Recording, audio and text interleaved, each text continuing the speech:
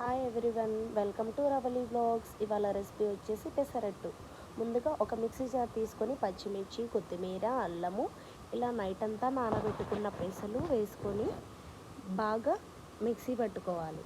ఇలా బాగా మిక్సీ పట్టుకున్న బ్యాటర్ని ఒక బౌల్లోకి తీసుకొని సరిపడేంత సాల్ట్, వంట సోడా వేసి బాగా మిక్స్ చేసుకోవాలి.